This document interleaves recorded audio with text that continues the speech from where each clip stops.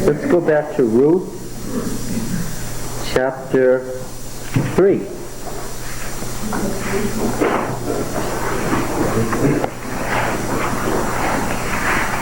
Ruth 3.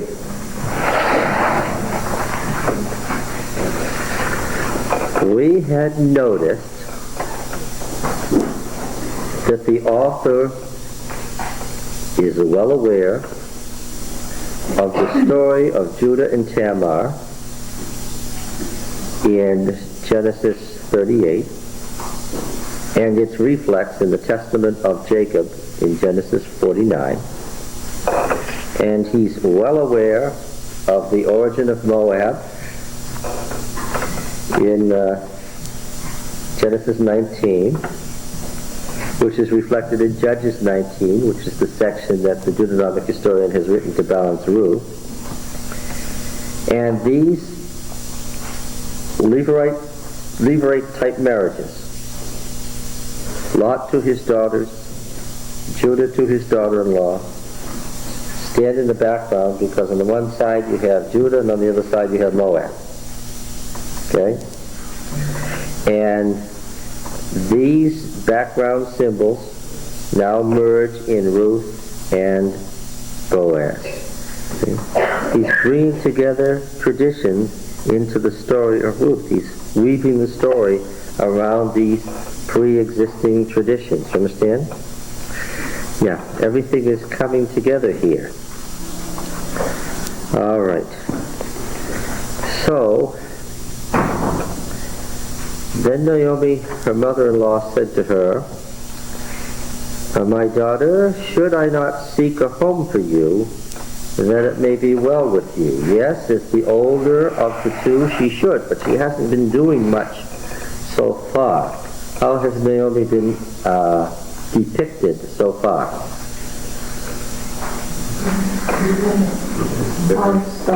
Standing, carrying her for herself.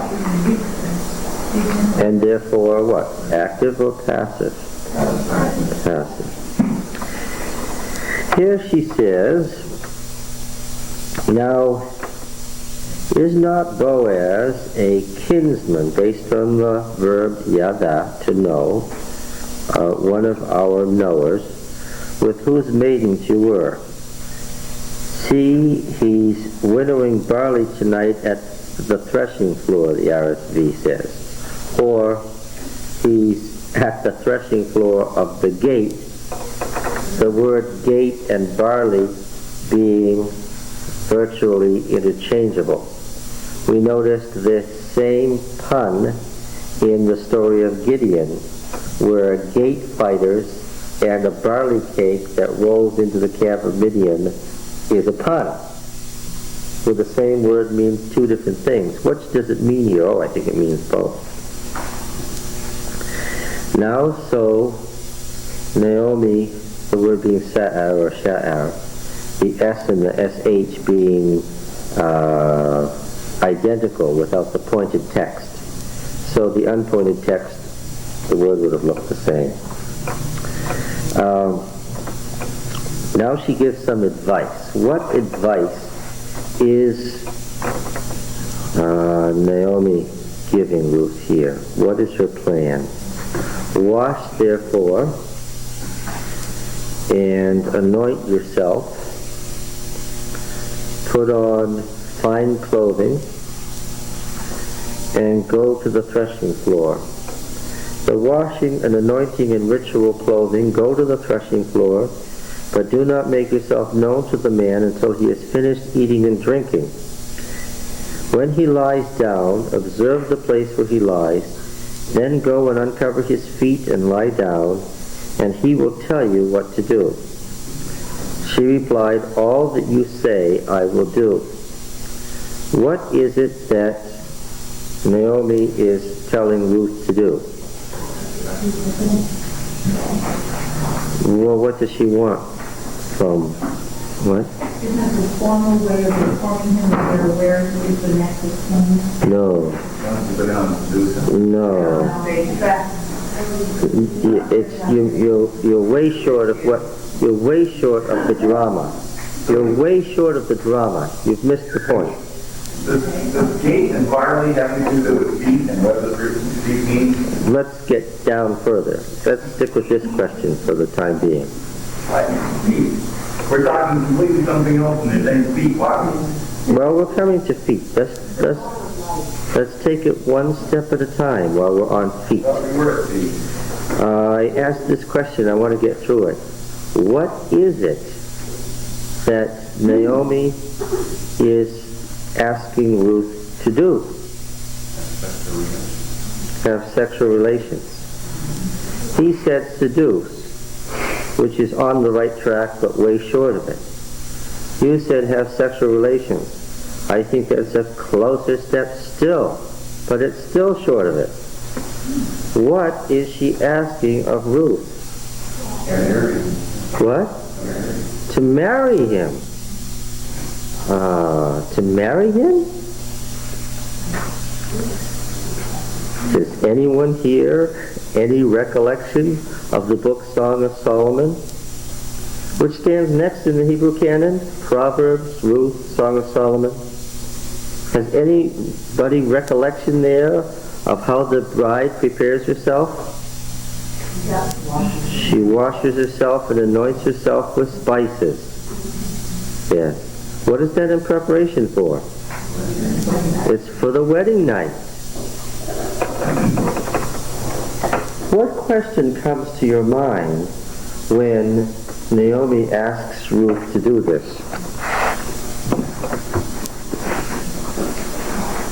What kinds of questions?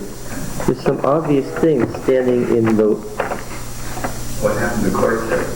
Oh, that's not a question I would even begin to ask. He said what happened to courtship. Well, I'm asking from the 20th century here. Yes, of course you're asking from the 20th century, and we're doing exegesis. That isn't even an option to think about doing exegesis. Ruth has made the decision to place herself under Naomi's rule, right? She made that decision when she said she wasn't going back to her mother's house, right? When she made that decision, she was stuck with, in that culture, what? If Naomi says, do it, then what? Then you do it. Obviously, the narrators made it clear that the relationship between them is such that Ruth could have said, no, I don't want to do that. But what are the questions here that come to your mind?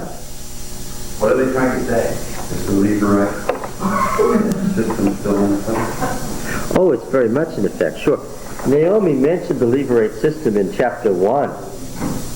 Could I, even if I could get a husband and lie with him tonight and get sons, would you wait till they grew up to marry them and have children for yourself?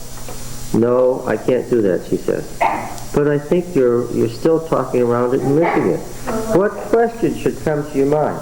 Well, when Naomi is now in control, but Ruth has been in control all the time, but now Naomi has taken over and she has accepted the covenant, I guess. Well, that is a distinct change, and it's right that you've noticed it. This is a shift. Ruth's been saying to Naomi, this is what I'm going to do, and Naomi's saying, okay. But now, for the first time, Naomi says, and she says something very dramatic. What I want you to do is I want you to marry this man. That's very dramatic, and it comes out of the blue, and it's all the more shocking because Naomi says it based on the characterization of her up to this point. That is very dramatic. This is a big shift here. And what questions should come to your mind? Yes. What I wonder is he's going to reject her. He's going to accept her, but yet they've met in the field and he's already kind of acknowledged her. Yes. She's acknowledged him, but she's still, that's the question I would ask. That's a good question, and we'll get down to it further. There's something much more basic. Why?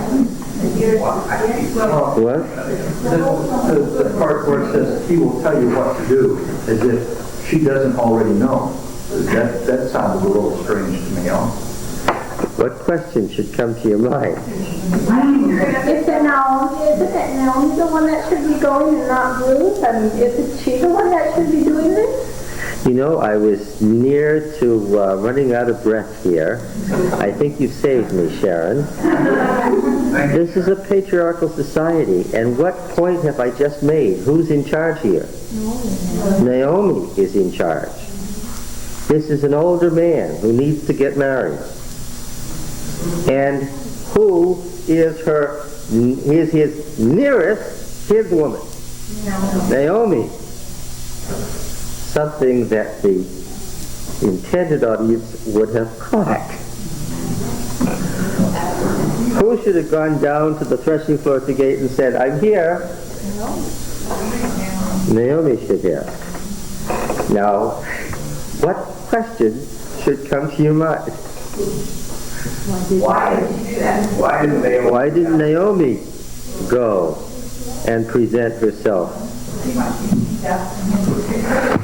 What?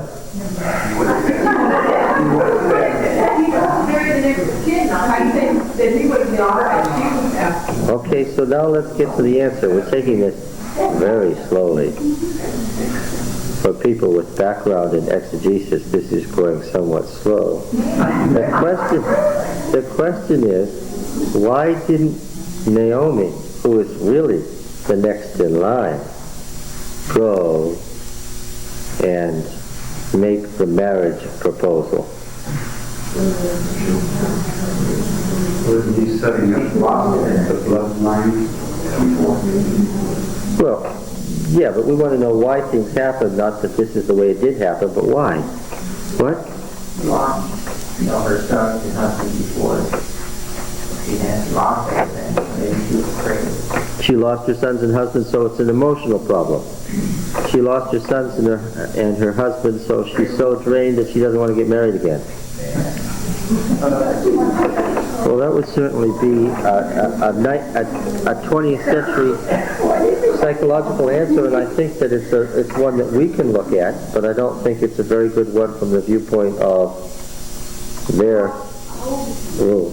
Now, you said Naomi was closer to Boaz, but Boaz wasn't the next in line. He had to go redeem her. We don't know. Exegesis moves forward, not backward. We don't know that yet. We don't know that yet. She has told him. Well, the point I'm trying to get at, you said, he was an older man. He may not have been an older man. He could have been one generation down. It could have been a little bit closer. I'm going to step back and say, yes, he was an older man.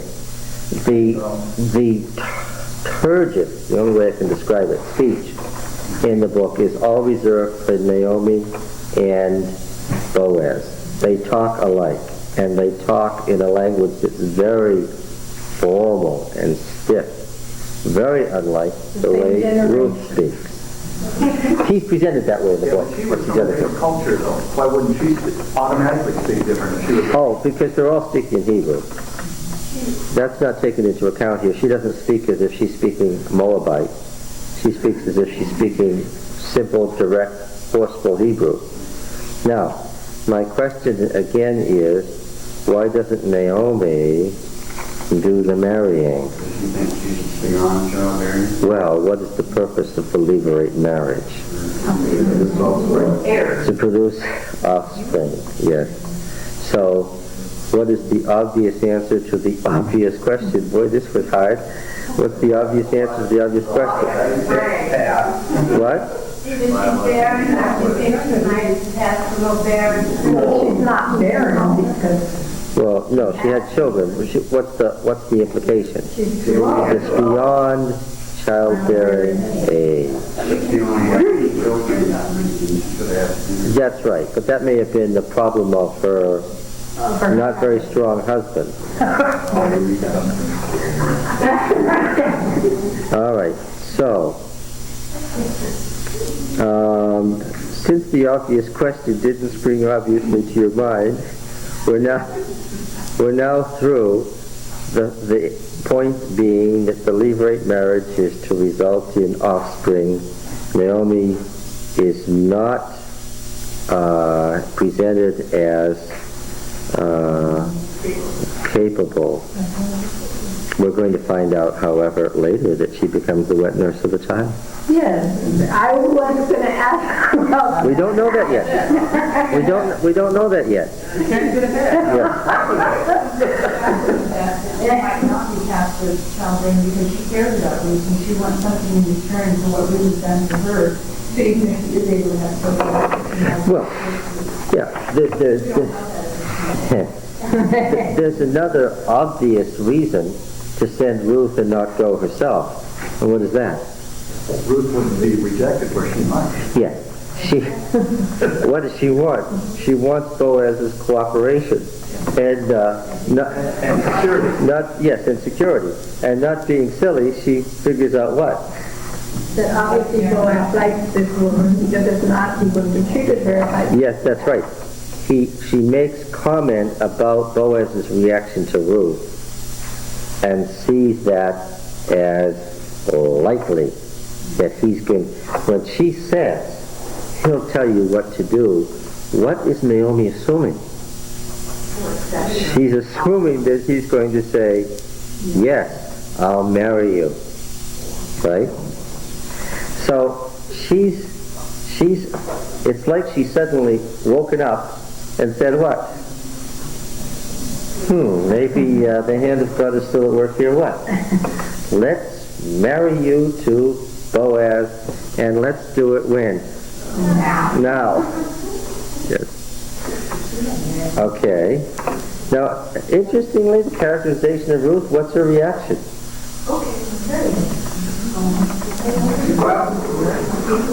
All that you say, I will do. Now, is there any risk to Ruth here?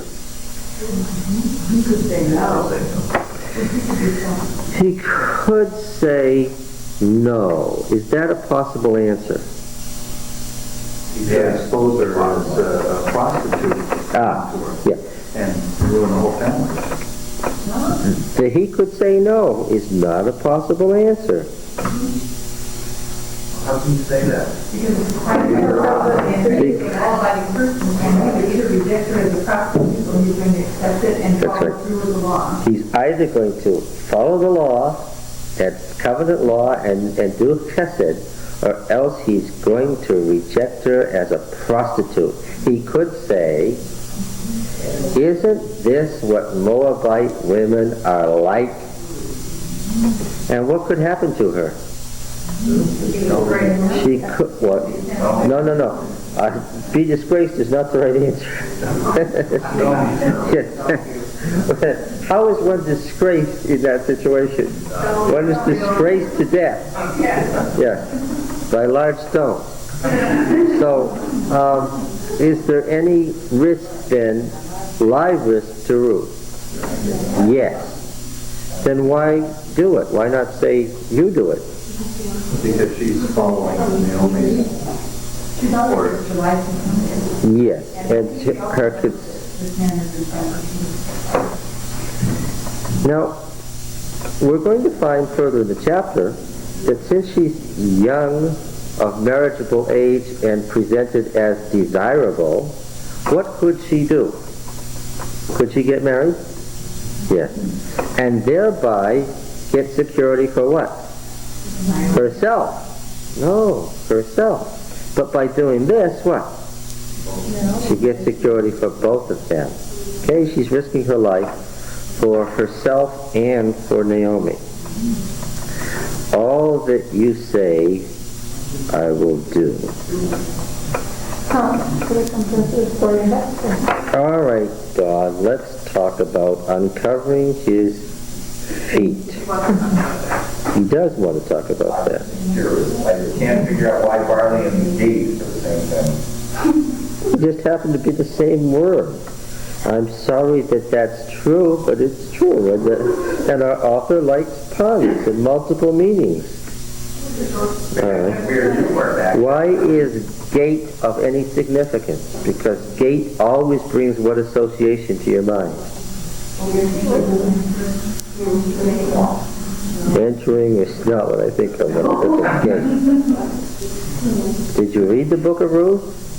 What should the word gate make you think of? It's where the elders meet, is that what you're saying? Yeah, what goes on there? Judgment. Thank you. Yeah, but you're getting ahead of yourself. No, the word gate is right here. And the word gate suggests judgment and a decision being made and things being weighed in the balance and life or death issues, and she's taking her life in her hands.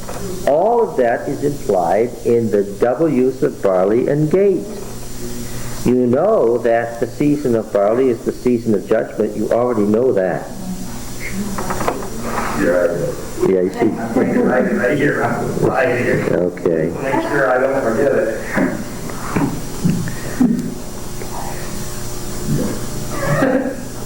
What's in Judges 3:21? I have no idea what's in Judges 3:21. Oh, this is the Ehud thing. I think I do know what's here after all. What was our fat king doing when he got assassinated? Yeah, he was covering his feet. Yeah, well, but of course they didn't say it that way. You understand? Judges 3:21, but I've taken it all back. We passed on to Isaiah 24, verse 3 by now.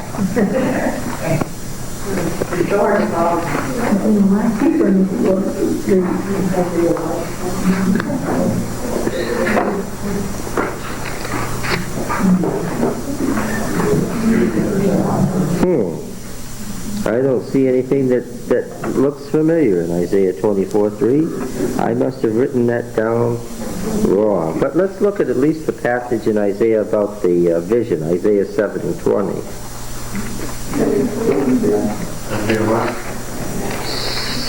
Well, a couple of places. Let's start with Isaiah 6, verse 2. You find that interesting? Well, it's funny, yes. It's funny. Yeah, okay.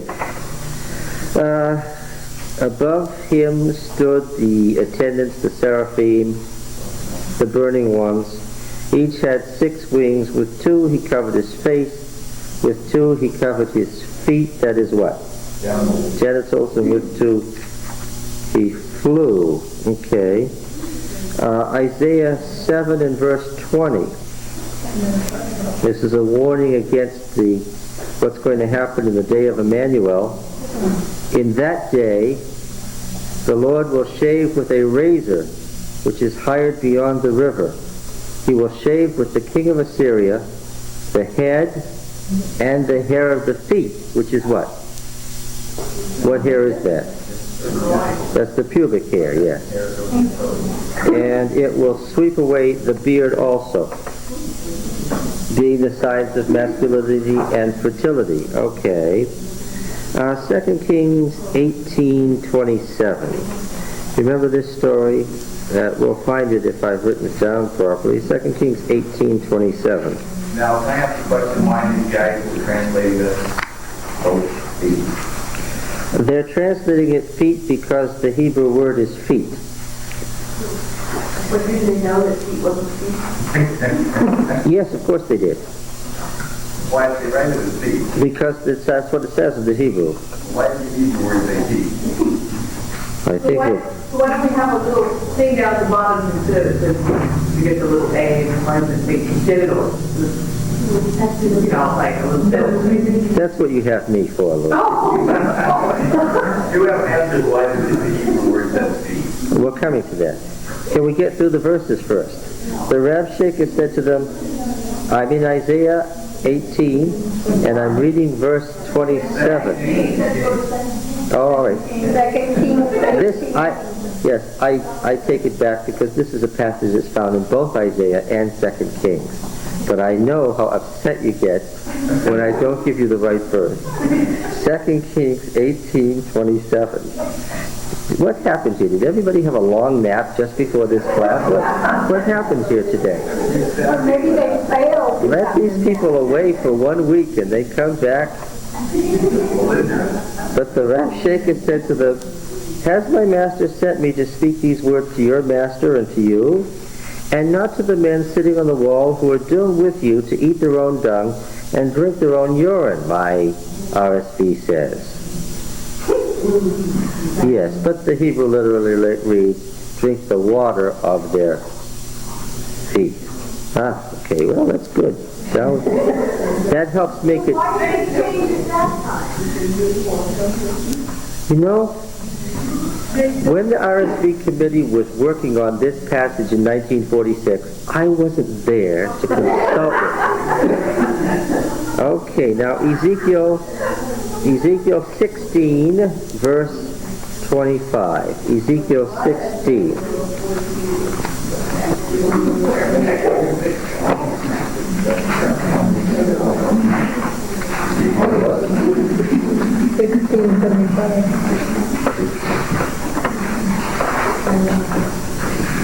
Oh.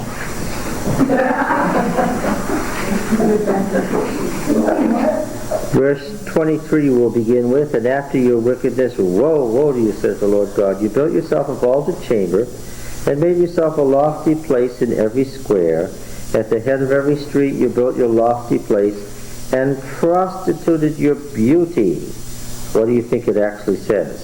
Offering yourself to any passerby, uncovering your feet. Yes, the translations do sort of tend to hide this, Lucy. I agree with you. Exodus 4. Here's one you're familiar with. I understand.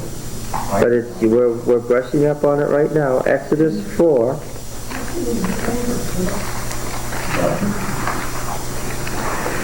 This will be a familiar story. Something we've actually read. We'll begin at verse 24.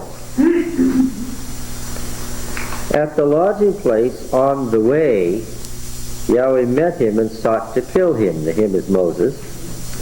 Then Zipporah took a flint, she being the priest Jethro's daughter, therefore a priestess.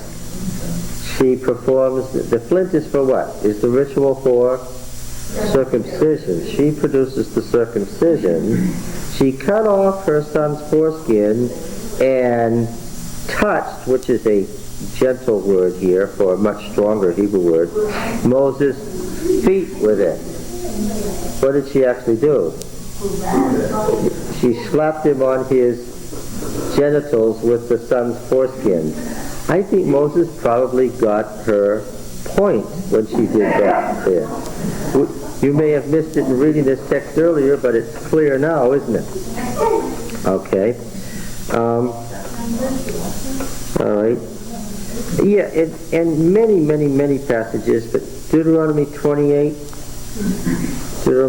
what could possibly be in Deuteronomy 28? Isn't that the blessings and curses chapter?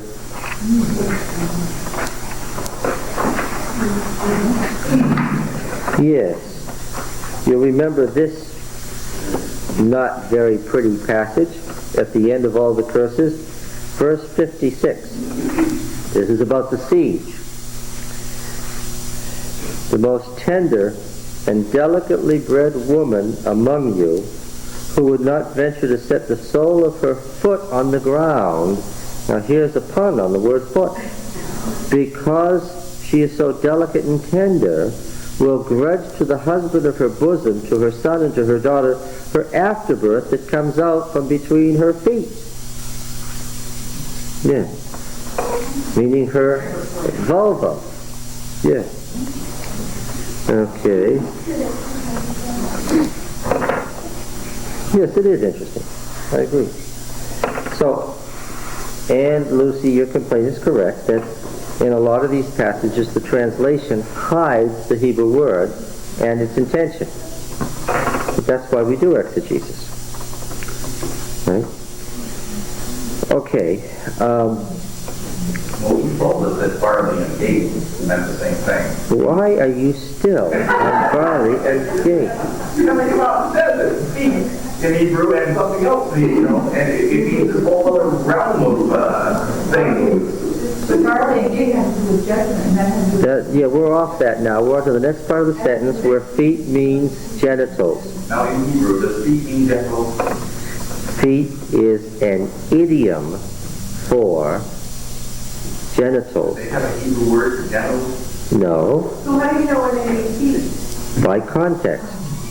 If you examine the English language, you would find that we have many words that we use that don't mean what we intend them in our sentences, but we understand it because it's an idiom, and you can tell by the context what we mean. It's the nature of language. And when a person is translating, it's really hard sometimes to know what words to use. Yes. Because There's always the question of two kinds of translation, and this brings up the matter of translation, which is a continuum across the spectrum. There is the word-for-word translation, which is very literal, very pedantic, often produces a very, very poor translation, but tells you what the original actually said. And you can move from that all the way across to the sense translation, where you don't say what the words in the original were at all. You do what? You try to give a parallel sense in the other language that doesn't have anything to do with the words in the original language.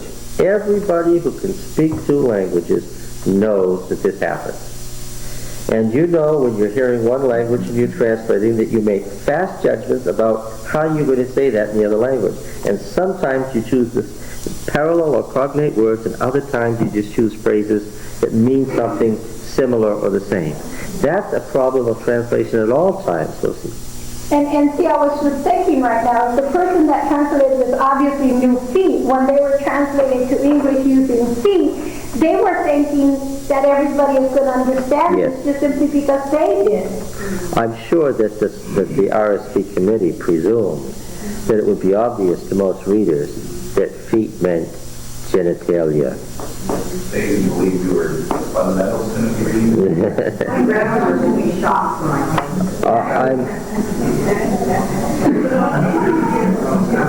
I guess it was because of my concern that your grandmother might be shocked that I spent so much time looking at all these different texts so that it's abundantly clear that what Naomi told Ruth to do was what? She didn't want him to have cold feet. That was not the issue here at all. That would have produced the opposite effect from the one that Naomi wished to occur. Now, did the original audience understand what the storyteller was saying? Of course.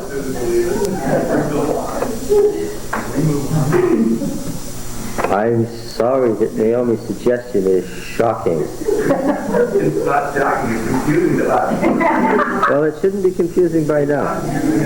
Oh, good. We have made progress, yes. It seems to me that today we would consider this to be a rather indecent act for two people who are not married. No, I don't think you catching it. We're not. And we don't have the Levirate marriage system. That's right. We don't have that system. How can we understand it? Well, you can't understand it because we're doing exegesis, but his point is somewhat different. We can't put it to our own perspective. At this point, what will happen at that point? This isn't just sexual intercourse. What is it? That's why I said we went through what she said, to what he said, to what Don said, and I said it's getting closer. And finally Don said it's a marriage. At that point, what happens? There is no rabbi in a local village. This is the judges period. How does one marry? By pronouncing the covenant ritual and saying, this is it, we're getting married. That wasn't indecent, that was what? That was it. This is the way to do it. Well, did they actually have a marriage ceremony, or No. did they just finally go off together and start have this cohabitating? As far as we can tell, what you needed the parents to agree. And in this case, Boaz and Naomi are the parents. Yes. And throughout the Bible, you have incidents where people have just made disagreements, like Isaac took Rebekah into his tent, Yes. and they were married. That's it. That was a way of life. Yes. So, What we're laughing at back here, though, is in West Africa, we have a lot of Hebrew customs, and if you really wanted to ask someone to do something and it's a big thing, you can then hold your foot. I'm holding your foot, I beg you, and it's come over to it, and it's people in the country, but it doesn't mean they probably don't get what the original idiom meant. Yeah. And the phrase, I'm holding your foot, would have been a correct one. That's right. Let's go back, a similar story to the death of Abraham. You brought up the holding the foot.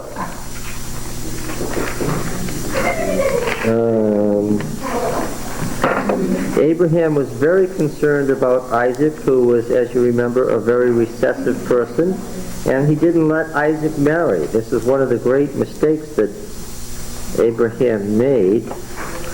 And then he is complaining about Isaac and had a wife at Genesis 26, is that what you're looking at? what is it, Genesis 20, 26, you say?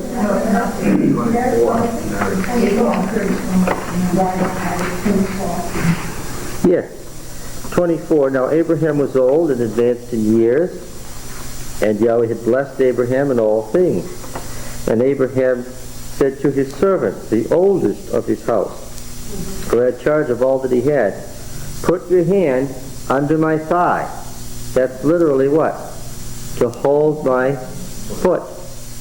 And I will make you swear by Yahweh, the God of heaven and earth, that you will not take a wife for my son from the daughters of the Canaanites among whom I dwell, but will go to my country and to my kindred and take a wife for my son Isaac. The servant said to him, perhaps the women may not be willing to follow me. Abraham said, see to it that you do not take my son back there. Yahweh, the God of heaven, who took me from that place and so forth, to your descendants will give this land.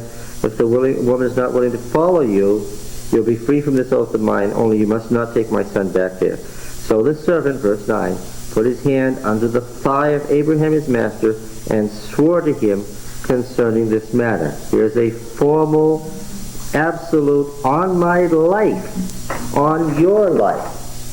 That's what holding the foot meant originally in the Semitic things. Okay. Yeah, so in the Asantis don't know what it came from. Okay, yes, we have that a lot. All right. Now then,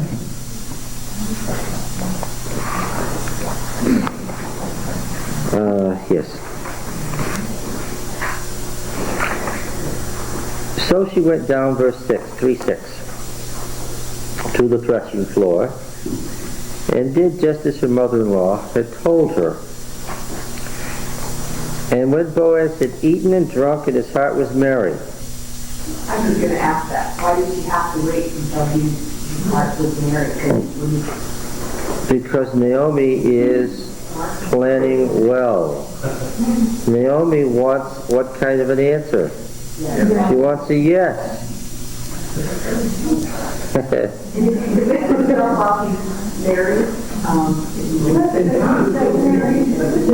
don't know. What? How merry was he? Yeah, how married. Well, the connotation is to be somewhat drunk.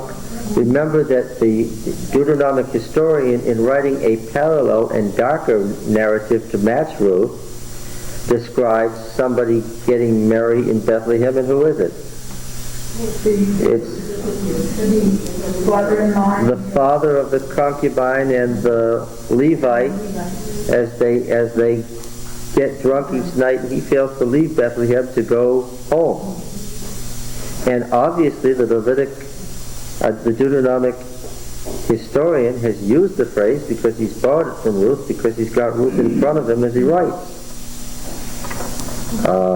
And again, we don't want, first of all, we don't want Ruth uncovering Boaz, but we don't want Boaz getting drunk at harvest time anyway, because we don't believe temperance means moderation as evidence. We don't believe temperance means moderation. What do we mean? We believe that temperance means abstinence in these things, and therefore from our evidence viewpoint, Boaz is not measuring up. Okay. All right. Now, he went to lie down at the end of the heap of grain. Then she came softly, which is the word for creeping up on somebody. A word that's used, for instance, of Jael when she's about to pound a stake through Sisera's skull. It gives you in its usual connotation, it gives you the idea of what? Someone's about to be, yes. And she uncovered his feet and lay down. At midnight, in the middle of the night, the man shuddered, turned over, and behold, a woman lay at his feet. It may be dark, but what? Yes, he can recognize a woman, and he said, what's going on with you, literally? Huh? No.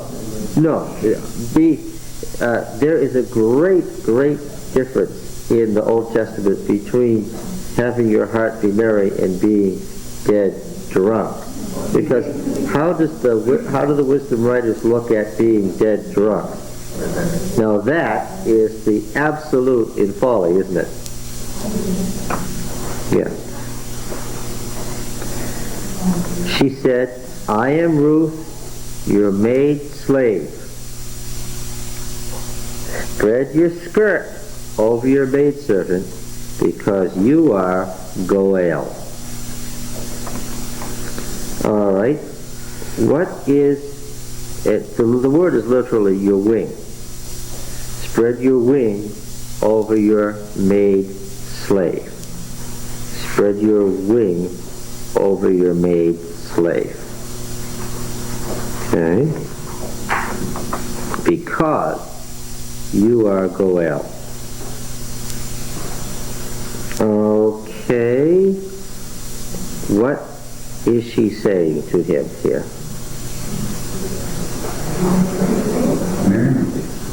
What?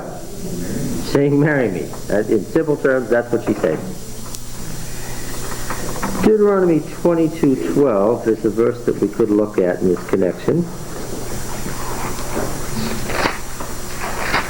You'll recognize this in the middle of the laws. Remember this one? You shall make yourself tassels on the four corners of your cloak with which you cover yourself. How is that related? What's the word there? On the wings of your cloak. It's the same word. The wing. Tassels go on the wings of the garment that you cover yourself with. In Ezekiel 5:3, going back to Ezekiel is a priest, and a lot of priestly lore is found in Ezekiel.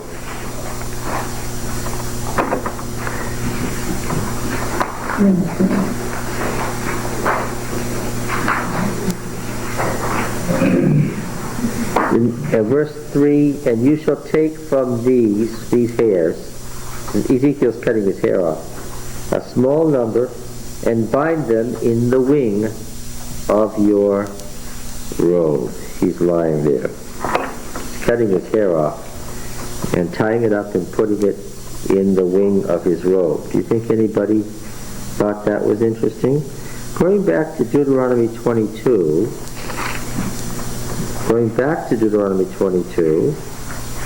put them in this order deliberately. Let's look at verse 30 this time.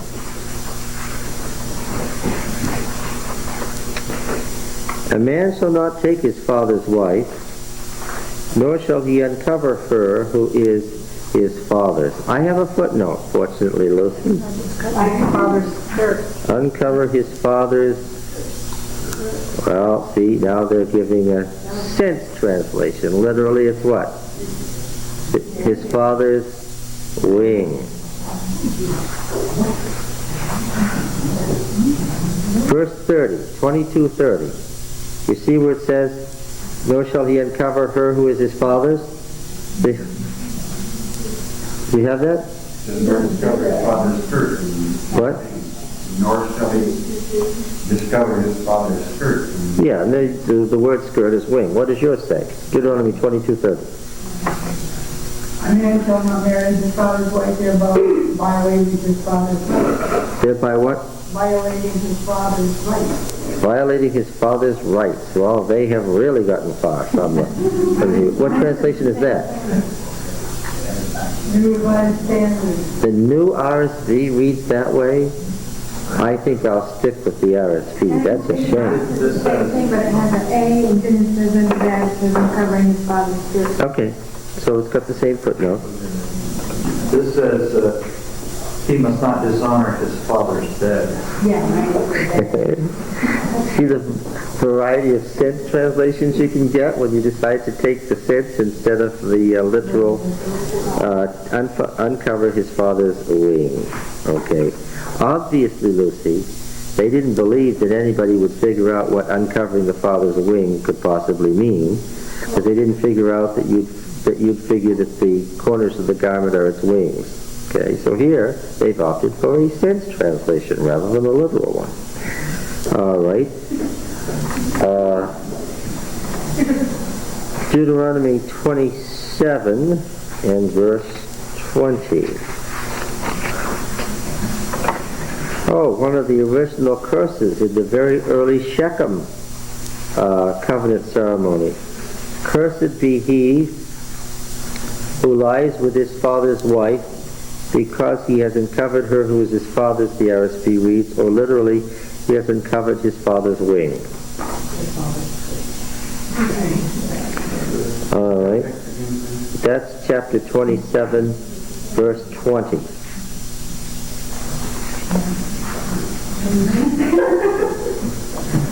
Now Ezekiel. Again, Ezekiel 16.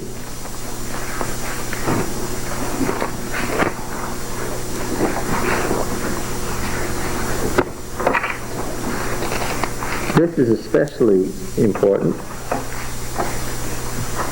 Let's start at verse 1 so you can see the context.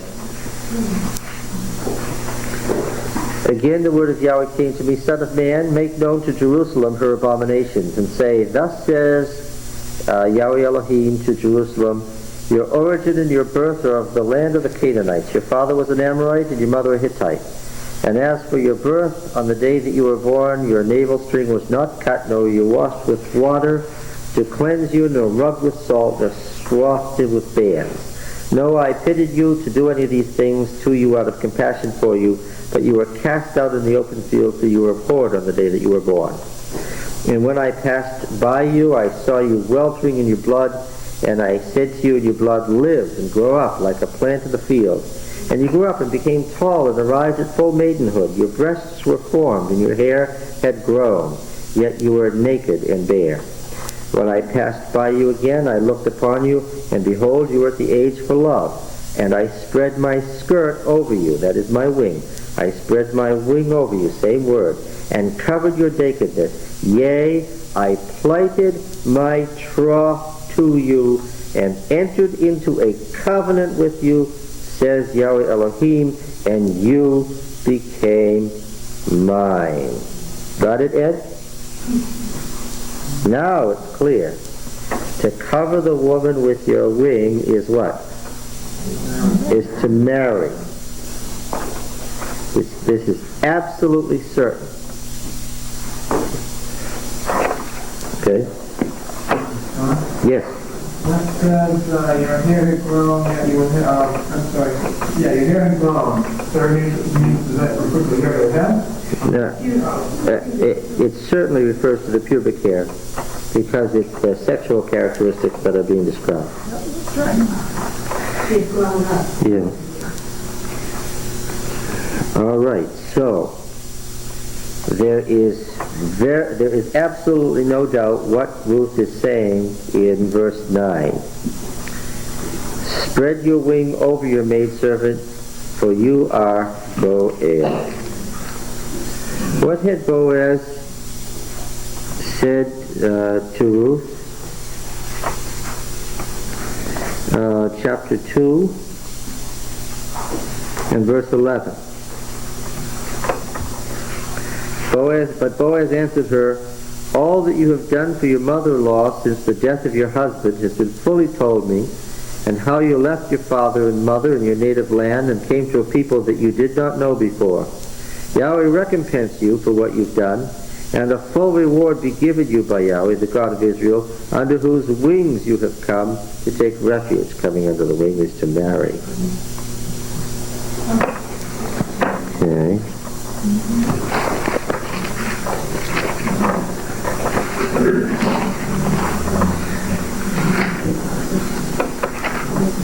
Right, now we're at the key question, and that is, how is he going to react to this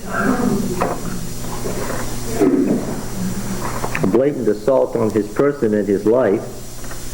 And she's not telling him that this is a suggestion, but what?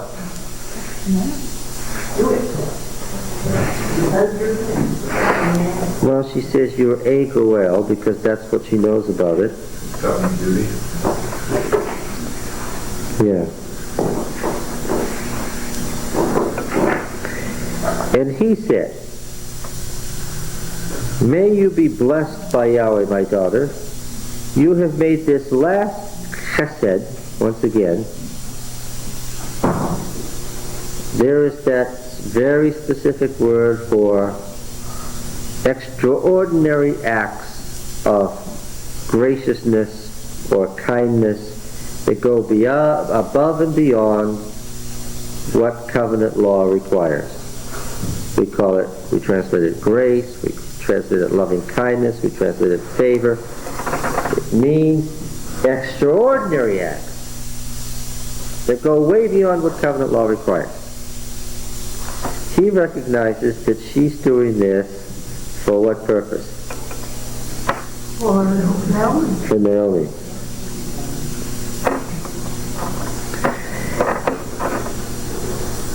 May you be blessed by Yahweh, my daughter, for you have made this last chesed greater than the first, in that you have not gone after the choice ones. Bachorim literally is not young men. That's not what the Hebrew text says. Bacher is to choose. Bachorim are the choice ones. What's he saying? What? You could have had what? You could have had the choice man. You could have married the choice man. But instead, what?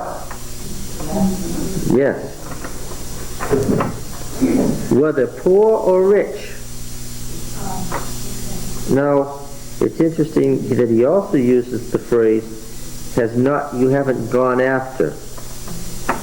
We saw in the stories of the matriarchs that what they're asked to do is to go after the person who has proposed marriage. So Boaz sees that either she has had marriage proposals, or what? She could have had marriage proposals had she wished them. And from what kind of men? Rich or poor. He's saying that based on who she is, what? She could have married what? Any eligible person. In there. She could have gone off, married a rich young man, and fulfilled all the requirements of the law, and that wouldn't have been bad. But what? She's doing chesed. She's going above and beyond. She's acting with that graciousness that characterizes covenant keepers. She's going way beyond what the minimum requirements are. But she did that all the time by coming back with Naomi and accepting, declaring that her God and her people. That's right. He's in the book. She's a perfect example of what it means to keep the covenant, and he's very impressed by that. And now, my daughter, do not fear. I will do for you all that you ask. For all my fellow people know that you are Asher Chayil. What does that mean? This is the phrase from Proverbs 31:10. The virtuous woman, well, it's the woman of life. Woman of worth. Well, see, it's a phrase that covers a big meaning. She's an extraordinary woman. That's what it means.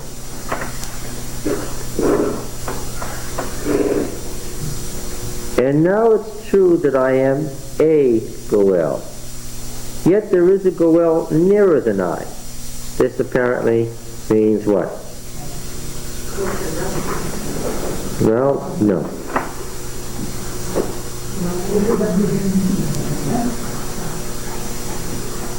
What's the verb that's being translated here? How is it translated in your Bible? Kinsman? Well, that's certainly a lackluster and sad translation. I have that in the RSV too. Close relative? That's not any better than kinsman. What? Anybody got anything else? Yeah. Because, of course, the verb ga'al primarily means what? To redeem. So, let's talk about that.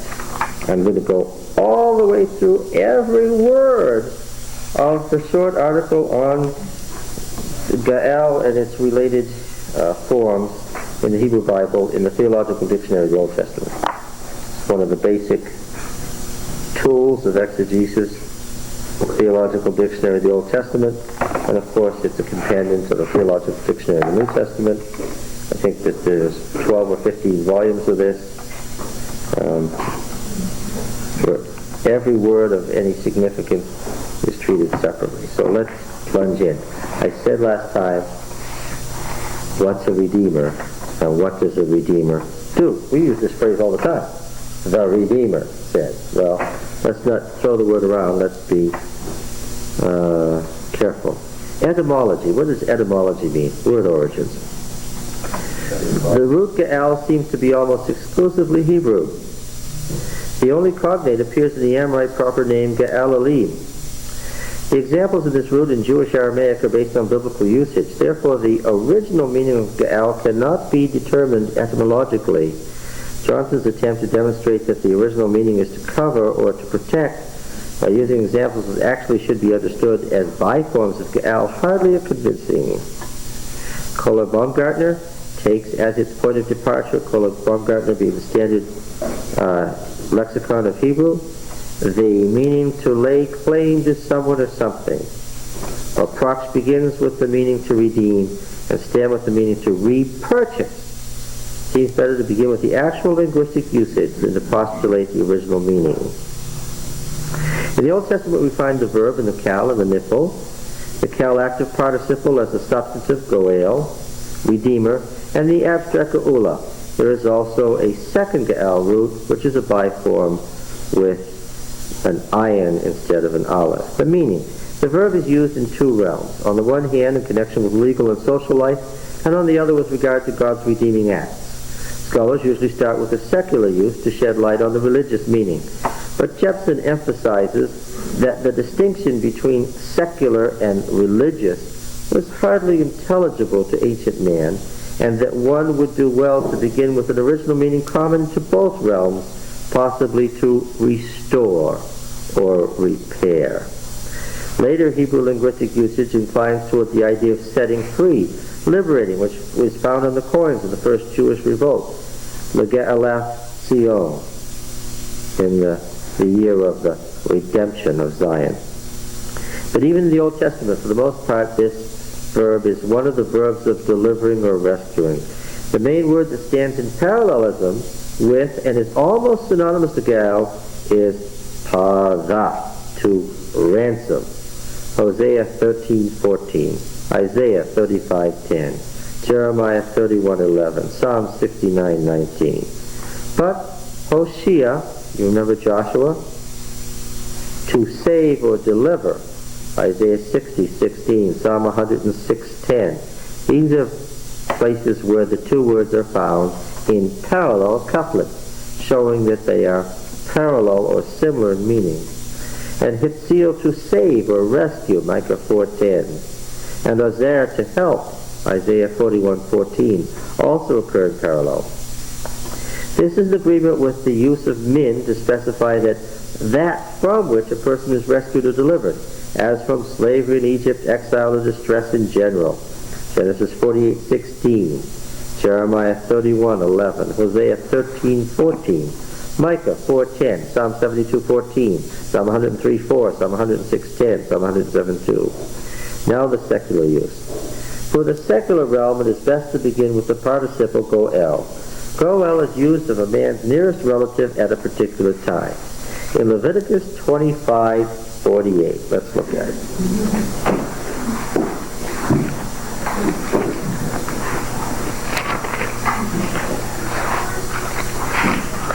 Does anybody remember right off the top what Leviticus 25 is?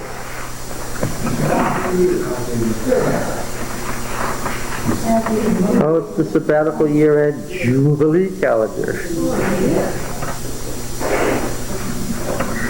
Let's see if I can get all the way through this without getting off on what's his name's book.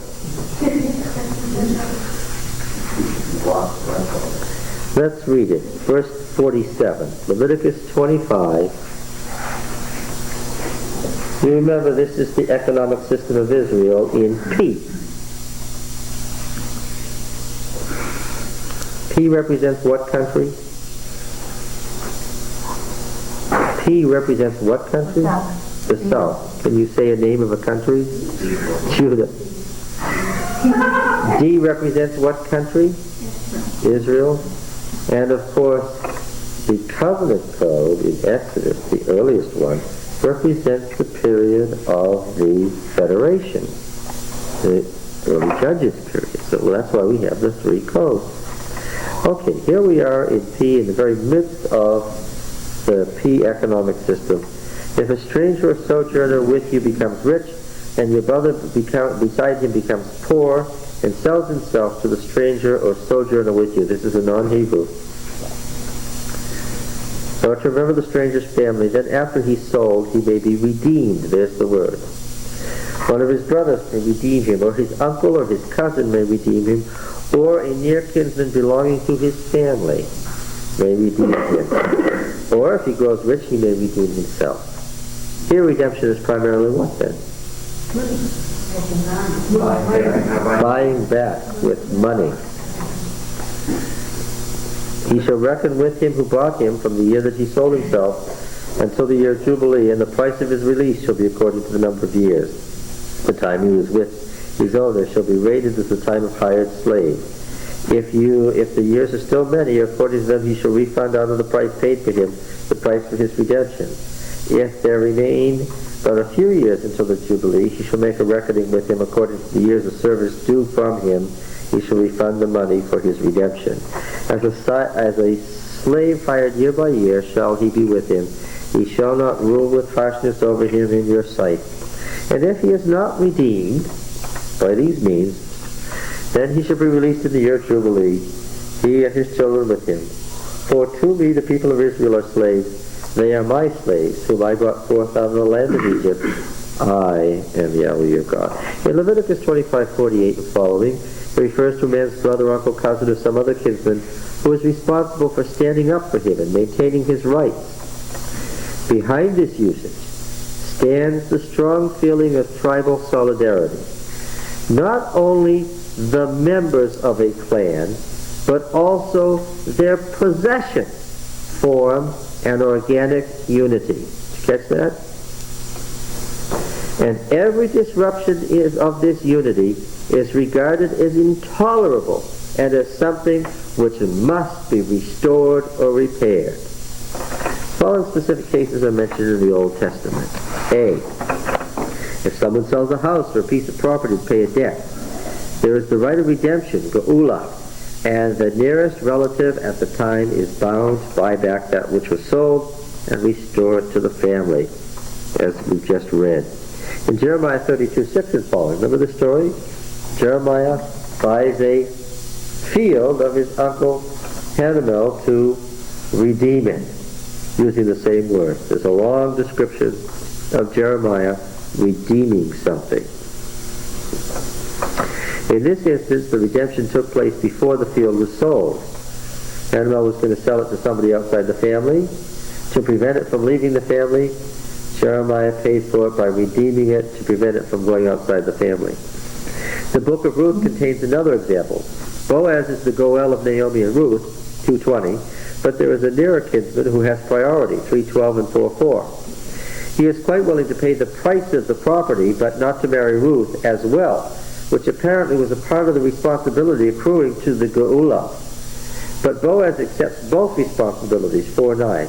In this instance, the legal ramifications are complicated and cannot be explained in detail. B. If an Israelite sold himself to a foreigner slave, the right of redemption by the Goel was also applicable. Leviticus 25:47 to 54.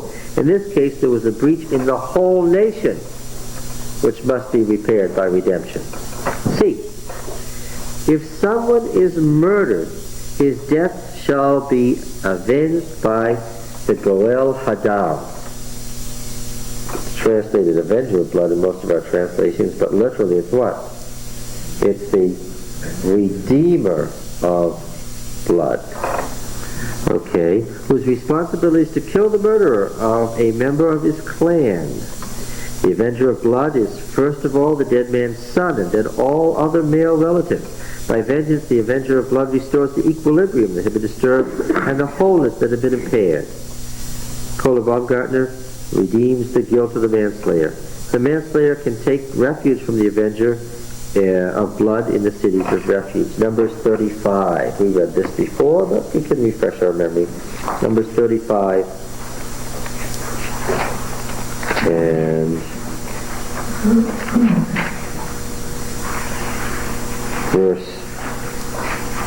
9. And Yahweh said to Moses, say to the people of Israel, when you cross the Jordan into the land of Canaan, then you shall select cities to be cities of refuge for you, that the manslayer who kills any person without intent may flee there. The city shall be for you a refuge from the Redeemer. There it is, verse 12. That the manslayer may not die until he stands before the congregation for judgment. And the cities you shall be for 6 cities of refuge. 14, you shall give 3 cities beyond the Jordan, 3 cities in the land of Canaan to be a refuge. These 6 shall be for the refuge of the people of Israel, for the stranger, and for the sojourner among them, that anyone who kills any person without intent may flee there. If he struck him down with an instrument of iron so that he died, he is a murderer. The murderer shall be put to death. If he struck him down with a stone in his hand, whereby which a man may die, when he died, he is a murderer. The murderer shall be put to death. If he struck him down with a weapon of wood, the murderer. This is an elaboration of the law. You can see how these elaborations came along later. Verse 19, the Redeemer of blood shall himself put the murderer to death. When he meets him, he shall put him to death. And if he stabbed him from hatred or hurled, this is a further example, he is a murderer. The Redeemer of blood shall put the murderer to death when he meets him. And if it happens, suddenly there's further elaboration on when he is or isn't a murderer and what the Redeemer of blood should do. Okay? We see in Deuteronomy 19, there's more the D form of the cities of refuge.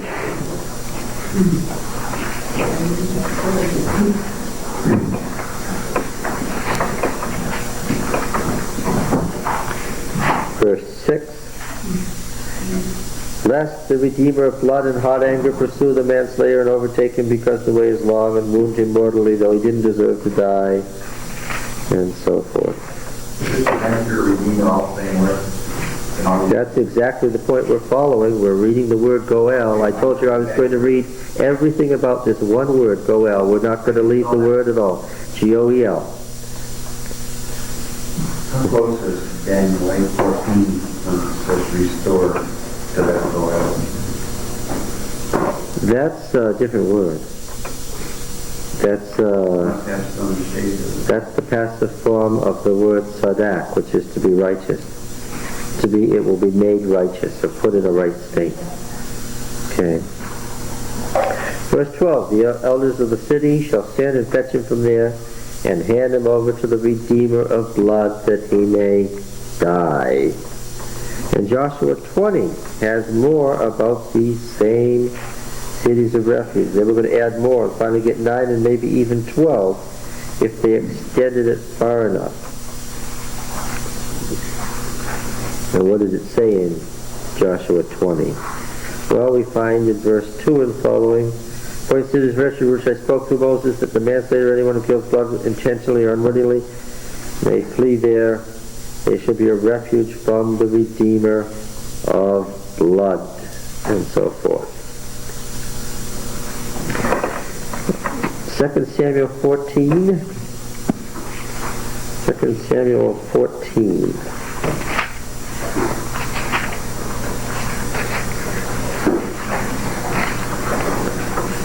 What's going on here in 2 Samuel 14? Well, here's a story. Remember this? Let's read the whole story. Joab the son of Zeruiah perceived that the king's heart went out to Absalom. Absalom was in exile. Joab, you remember who was David's cousin. We're going to say a lot about Joab over the next several months. Sent to Tekoa and fetched from there a wise woman. We knew that wise women lived in Tekoa. We've talked about this before. Said to her, pretend to be a mourner. Put on mourning garments. Don't anoint yourself with oil. Behave like a woman who's been in mourning many days for the dead. Go to the king and speak thus to him. So Joab put words in her mouth. Well, why did he need a wise woman if he was going to tell her what to say? He needed somebody to know how to act. Oh, yes. He needed an actress, and also he didn't know how David would react. He needed somebody who, having got it started, could carry it on. The woman of Tekoa came to the king and fell on her face into the ground and obeyed and said, Help, O king! The king said to her, What's your trouble? She answered, Alas, I'm a widow. My husband is dead. Your handmaid had 2 sons. They quarreled. One struck the other in the field. Killed him. Now the whole family has risen up against your handmaid. They say, Give up the man who struck his brother, that we may kill him, for the life of his brother whom he slew. And so they would destroy the heir also. Then, of course, without an heir, the family name dies. Thus they would quench my coal which is left, and leave to my husband neither name nor remnant on the face of the earth. The king said to the woman, Go to your house, and I will give orders concerning you. This is all about the fact that Absalom had killed his half-brother Amnon, and was between the 2 brothers, and David had exiled him. If he came back, David would kill him, and Joab was trying to get him back because he was next in line. Joab didn't want to breach in the royal family, da-da-da-da-da-da. He had to get David to say that he wouldn't take blood vengeance. He wouldn't act as redeemer for the blood of Amnon. That's what's at issue here. And the woman of Tekoa said to the king, On me be the guilt, my lord the king, and on my father's house. Let the king and his throne be guiltless. The king said, If anyone says anything to you, bring him to me, and he shall never touch you again. Then she said, Pray let the king invoke Yahweh your God, that the avenger of blood slay no more, and my son be not destroyed. She wants an oath by Yahweh. He said, As Yahweh lives, not one hair of your son shall fall to the ground. And what's the word? It's a redeemer of blood. The woman said, Pray let your handmaid speak a word to my lord the king. He said, Speak. And the woman said, Why then have you planned such a thing against the people of God? Da-da-da-da, it's all about your son, and so forth. This avenger, this redeemer is really you. You've just said that the redeemer can't do this, and so you're stuck. Okay, there's a good example. All right, B. Leviticus 27 contains a case analogous to A and B, in certain cases in detail. Let's look at it. We read this in great detail, and this was one where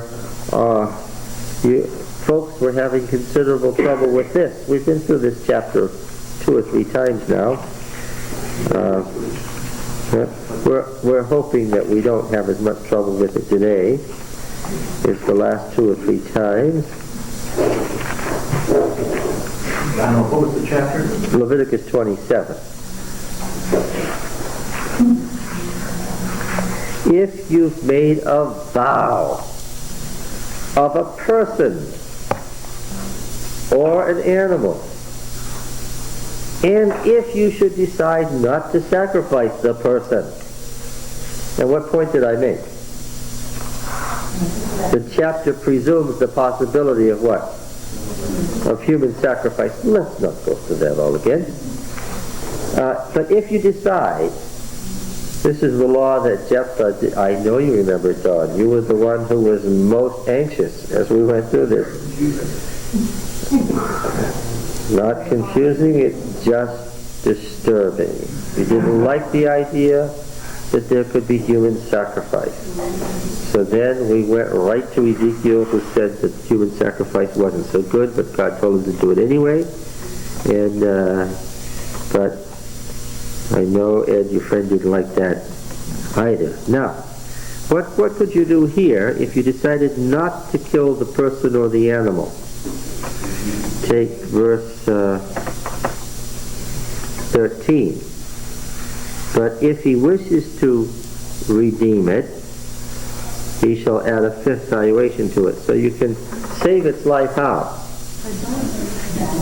So you more than buy it back. You add 20% to its value. Yes, okay. Verse 15. If he wishes to redeem his house, add 20% to it. In verse 19, we have a similar thing. If he dedicates a field and wishes to redeem it, add 20% to it.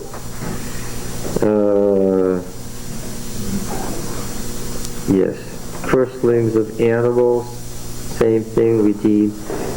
Vows of things devoted, things that are supposed to be destroyed because they have been devoted. Yes, it's the first part of the chapter where you can get a person back. In verse 31, what does it say there? And if it's tithe, you can redeem your tithe by paying 20% more than it's worth. The tithe being, in this case, a physical thing. Your apples or your figs or whatever. Okay, now, Numbers 5. This is an interesting passage. What's going on here?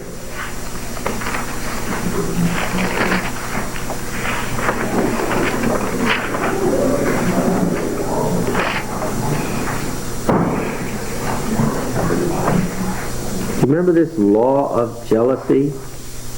This is a strange and wonderful passage. In verse 8, 5:8. When a man or woman commits any of the sins that men commit by breaking faith with the Lord, and that person is guilty, confess his sin which he's committed, make full restitution for his wrong, adding a 5th to it, giving it to him to whom he did the wrong. If the man has no kinsman to whom restitution may be made for the wrong, the restitution for the wrong shall go to Yahweh to the priest, in addition to the ram of atonement, and so forth. So here, if the person is dead and you can't make restitution to the person, you make it to what? To the... No.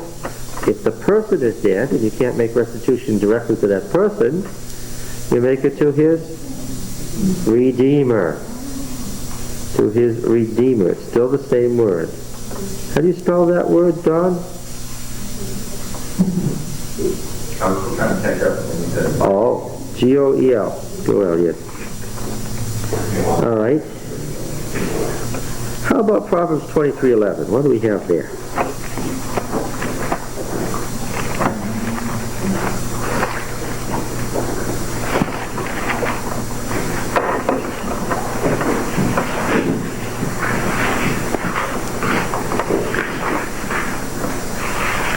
How about verse 10? We have to start at the beginning of the sentence. Do not remove an ancient landmark or enter into the fields of the fatherless, for their Redeemer is strong, and he will plead their cause against you. In court, that is. All right. So here the Redeemer is someone who maintains their rights and goes to court with them. Jeremiah chapter 50. Jeremiah chapter 50 and verse 34. Let's read it.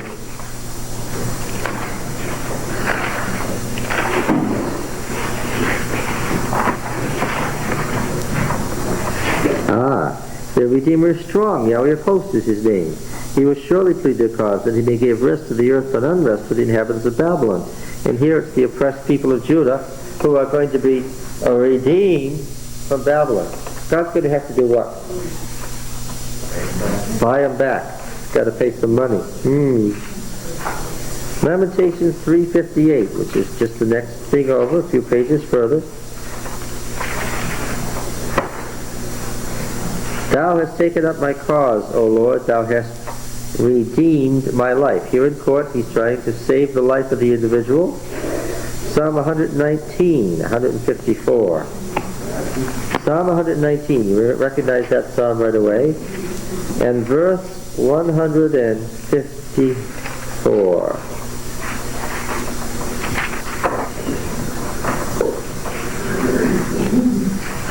Plead my cause and redeem me. Give me life according to thy promise. Here is a court case and a very famous passage, Job 19. Job 19. You will recognize this one too. We talked about this several times when we talked about Job. Job 19.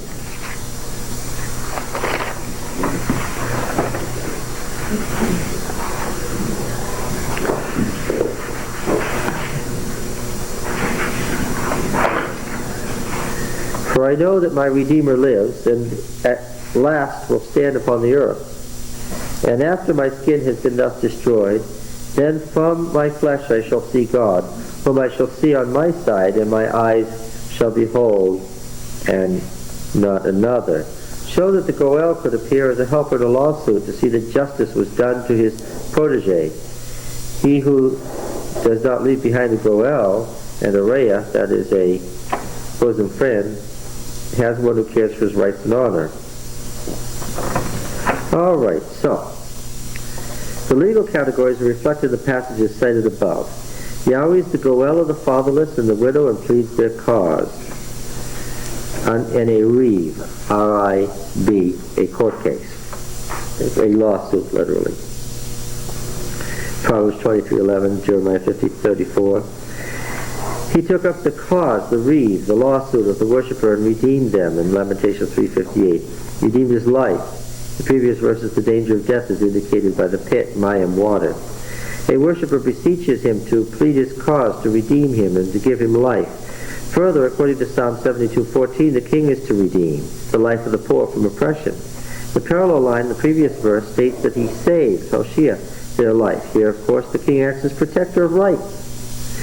In some instances, nuances of meaning derived from social life are not to be ignored. Psalm 74:2, referring to the Exodus, says that Yahweh acquired and redeemed his congregation and made them his inheritance.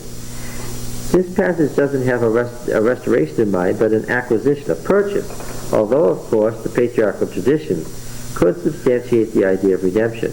Isaiah 52:3, now you remember Isaiah 52:3, certainly, says that Israel will be redeemed without money. Now that's interesting.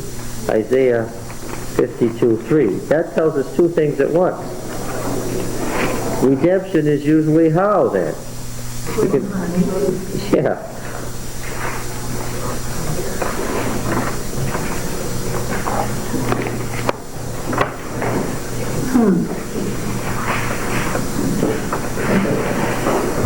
So that says Yahweh, you were sold for nothing, and you shall be redeemed without money. Shows two things. The redemption that's being talked about is not the normal course of buying back, and that the normal way one is redeemed is what? Okay. So if I say, what does a redeemer do? What does a redeemer do? Its specific nuance is what? It's one who protects my rights, protects me in court, saves me from all kinds of potential disaster, including the loss of life, and is prepared to what? Pay money to help me avoid any of those disasters. A redeemer is also a relative. Yes. Doesn't that make even God even closer to us as a relative as opposed to a stranger? The Redeemer is someone who will do all these things, who is within the family circle. Yes. All right. But then in the in the Catholic countries, when they baptize children and they have godfathers and godmothers, don't they serve that same purpose? Yes. Sort of? Yes. All right. Now, I want to, in connection with the Exodus and Deuteronomy and outside Isaiah, I want to read these passages that use Goel in connection with the Exodus from Egypt. Emphasize in particular distress from the enemy. Pada is used more frequently than Goel in speaking of the Exodus, especially in Deuteronomy and the Deuteronomistic literature. In Exodus 6:6, which of course is P, Exodus 6:6.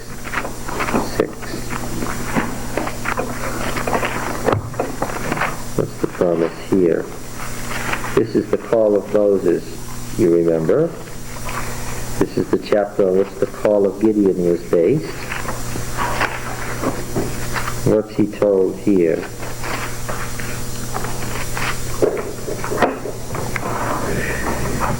God said to Moses, I am Yahweh. I appeared to Abraham, Isaac, and Jacob as El Shaddai, but by my name Yahweh I did not make myself known to them. I also established my covenant with them to give them the land of Canaan, the land in which they dwelt as sojourners. Moreover, I have heard the groaning of the people of Israel from the Egyptians hold in bondage, and I have remembered my covenant. Say therefore to the people of Israel, I am Yahweh, and I will bring you out from under the burdens of the Egyptians, and I will deliver you from their bondage, and I will redeem you with an outstretched arm and great acts of judgment. Okay. Now he promises to bring his people out from the burdens of the Egyptians, deliver them from bondage, and redeem them with outstretched arm. The association with the secular release from slavery is evident, as in Leviticus 25. The only other thing that needs to be asked is whether the author also has in mind the restoration of an earlier relationship between Yahweh and Israel, since he mentions the patriarchs with whom Yahweh had already made a covenant. The other texts using Gael that refer to the Exodus do not trace Yahweh's election back to the earlier liberation from Egypt. Exodus 15:13. What is Exodus 15? What is Exodus 15? Can you not say just from memory?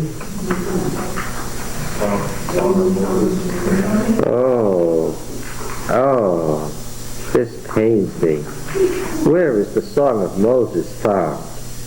Every single person should say in unison, where is the Song of Moses found? Exodus 15 is the wrong answer. Let's try again. This is not the Song of Moses. And if your Bible says that in a heading that was supplied by translators, cross the heading out and memorize what I asked you to memorize again and again. This is not the Song of Moses. Where is the Song of Moses? Deuteronomy, what? 30:29. Well, you're close enough to make me satisfied, even though you're wrong. Leave your finger in Exodus 15, which is not the Song of Moses, and go over to Deuteronomy 32, where I'm sure it is still found.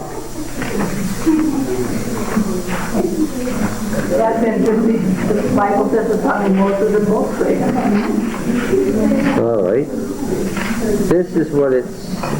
If you'll read 31 again, we did a mighty exegesis of Deuteronomy 31, and a wonderful, I am still proud of the exegesis we did of Deuteronomy 32, the Song of Moses. This is what Moses said. I certainly don't mean Exodus. I mean Deuteronomy.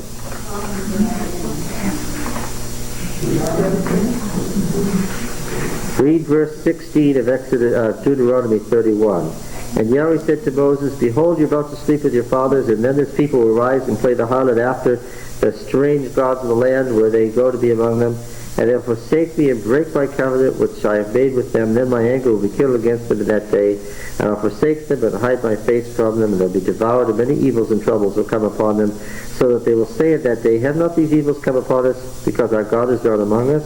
And I will surely hide my face in that day on account of all the evil which they have done, because they've turned to other gods. Now therefore write this song, and teach it to the people of Israel. Put it in their mouths, that this song may be a witness for me against the people of Israel. For when I brought them into the land, flowing with milk and honey, which I swore to give to their fathers, and have eaten and are full and grown fat, they will turn to other gods and serve them, and despise me and break my covenant. And when many evils and troubles have come upon them, this song shall confront them as a witness, for it will live unforgotten in the mouths of their descendants. For I know the purposes which they are already forming before I have brought them into the land which I swore to give. So Moses wrote this song that day and taught it to the people of Israel. Verse 28. On to verse 28. Moses says, Assemble to me all the elders of your tribes, your officers, that I may speak these words in their ears, and call heaven and earth to witness against them. For I know that after my death you will surely act corruptly, and turn aside from the way which I have commanded you. And in the days to come evil will befall you, because you will do what is evil in the sight of Yahweh, provoking him to anger at the work of your hands. Then Moses spoke all the words of this song until they were finished in the ears of the assembly of Israel. And he said, da-da-da-da. All right, and at verse 44 we read, Moses came and recited all the words of this song in the hearing of the people, he and Joshua the son of Nun. And when Moses had finished speaking all these words to all Israel, he said to them, Lay to heart all the words which I enjoin upon you this day, that you may command them to your children, and they may be careful to do them all the words of this law, for it is no trifle for you. So forth. Yes. And that song became the whole basis of the Deuteronomic history. Everything after Deuteronomy 32, all the way to 2 Kings, is based on Deuteronomy 32. Don't forget it. When Revelation says the Song of Moses, it's referring to Deuteronomy 32. Now, going back to the redemption words in Exodus 15, which we also spent a tremendous amount of time on. What is Exodus 15? What is Exodus 15?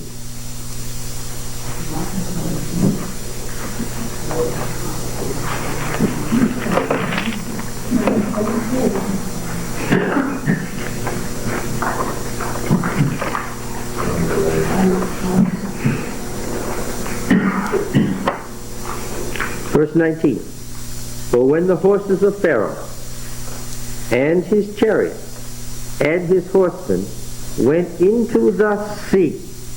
What sea is that? The Reed Sea.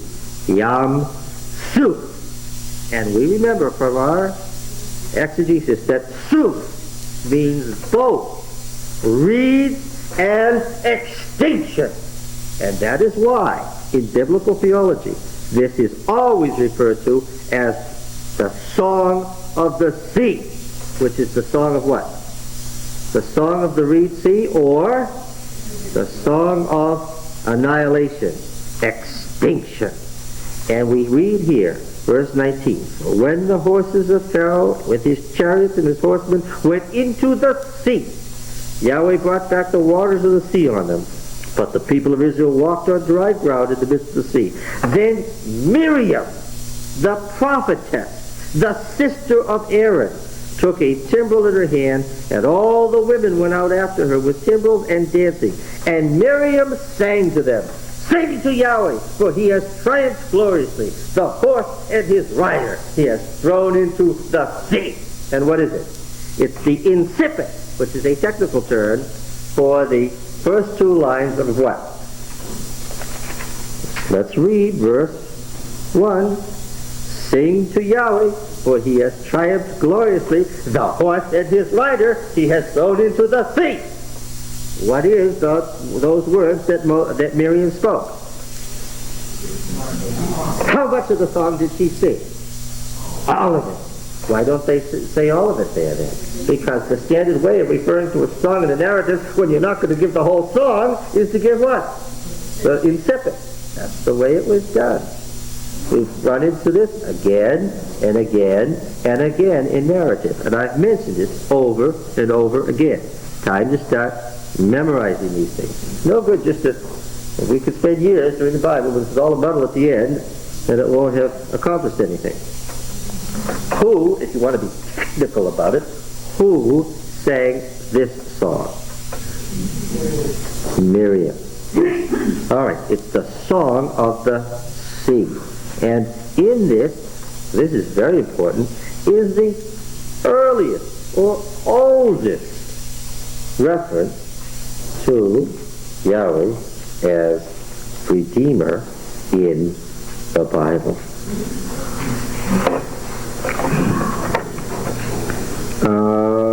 Let's see. Where is that? Did anybody find that?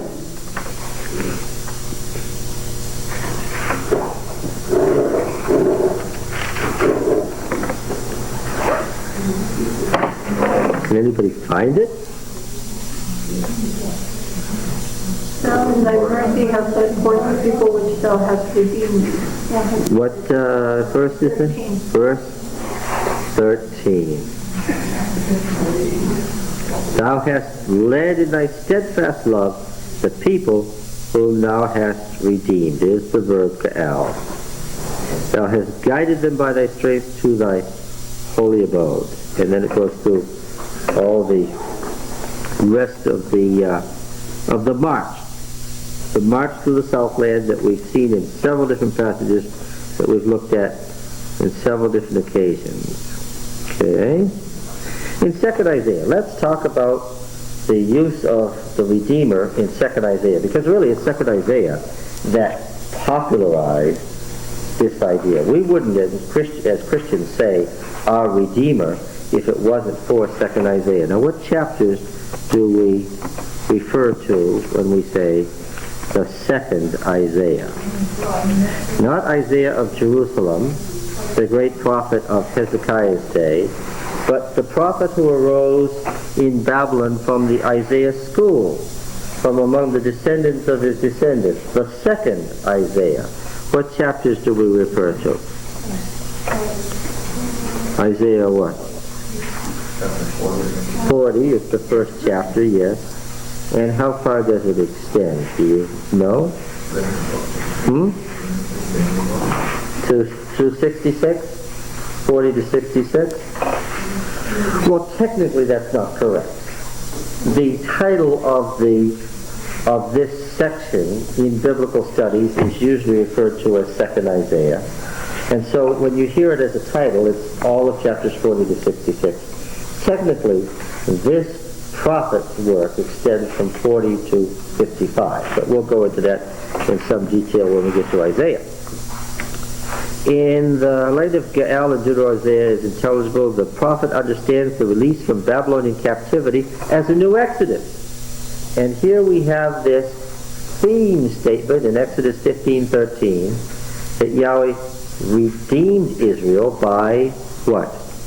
By his acts of saving Israel from the oppressor and annihilating the oppressor. Did you notice that part of redemption was what? In the Song of the Sea. It was not only saving Israel from the oppressor, but what? Destroying the oppressor. That's what makes Exodus 15 so very important. It sets the tone for this whole concept of redemption. Okay. Now, this prophet from the Isaiah school is the one who picked up on that more than anybody else, any other Bible writer ever. Okay? Because he sees the release from the Babylonian captivity as a new Exodus. Now, of course, I've asked for weeks now, for probably 4 weeks now, no, 3 weeks. What prophet should we think of when we think of Ezra and Nehemiah? And I've gotten people, by working hard at it, to think of Jeremiah, Daniel, Ezekiel, Zechariah, Haggai, and I've even gotten people to think of the chronicler, but nobody has said Isaiah.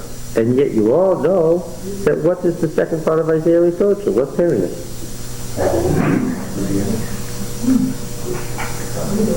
The king whose God is working through is what king? Second Isaiah. Cyrus. And what's happening? A great new exodus is happening. Where are they coming from? From Babylon. This is the very time that we're talking about, and yet folks haven't caught it yet. But we'll deal with this next week in Sabbath school. All right. He uses Gal to convey the idea of restoring a broken covenant relationship. In Isaiah 51:10, he talks about the redeeming.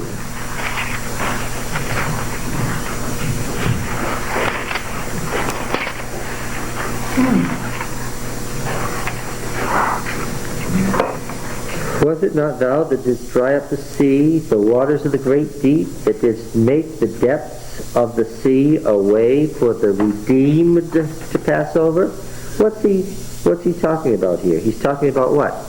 The original Exodus. Read verse 9 with me. Awake, awake, put on strength, O arm of the Lord. Awake as in days of old, the generations of long ago. Was it not thou that didst cut Rahab to pieces, that didst pierce the dragon? What's that referring to? He sees the march through the sea as what? What's it referring to? The sea is what? What's the sea here? The seven-headed dragon that was given the what? The deadly wound. The deadly wound. Yes. But why Rahab? Well, Rahab is the dragon's name. Oh. It means chaos. Oh. Okay. Yeah, I made this point before. It just got through to you just now. I like it when an idea gets through. Yes. In 48:20, back a couple of verses. Go forth from Babylon, flee from Chaldea. Declare this with a shout of joy. Proclaim it. Send it forth to the end of the earth. Say, Yahweh has redeemed his servant Jacob. They thirsted not when he led them through the desert. He made water flow for them from the rock. He cleft the rock and water gushed out. There is no peace for the wicked. So which, is he talking about the last Exodus or the next one? Yes. I really thought I was going to have a chance to jump on somebody there, but Come on, you learned something. yes, yes. Okay, now 44:22.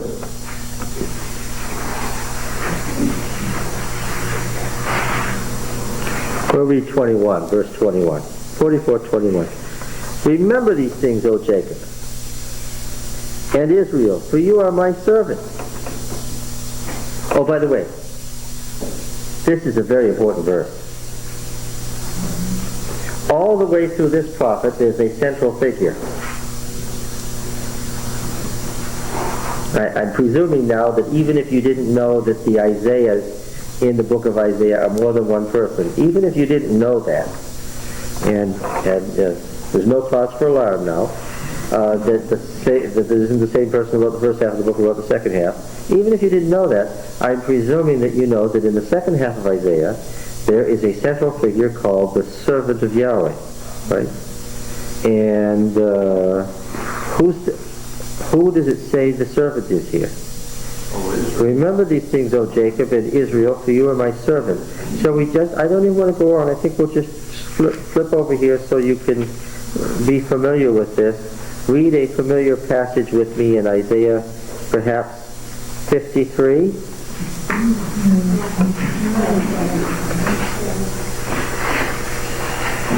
No, we'll start at 52:13. This is a familiar passage. Behold, my servant shall prosper. He shall be exalted and lifted up and shall be very high, as many were astonished at him. His appearance was so marred beyond human semblance, and the form beyond the sons of men. So shall he startle many nations. Kings shall shut their mouths because of him. For they shall see that which has not been told, and that which they have not heard shall understand. Who's the servant? What did you say? Who's the servant? What did we just read? Exegesis now. When I'm reading Isaiah, who have I never, ever heard of? Yes.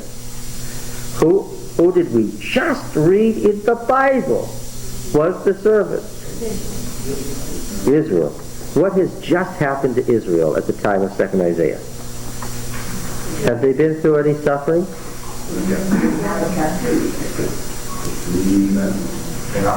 Was it an easy captivity or a hard one?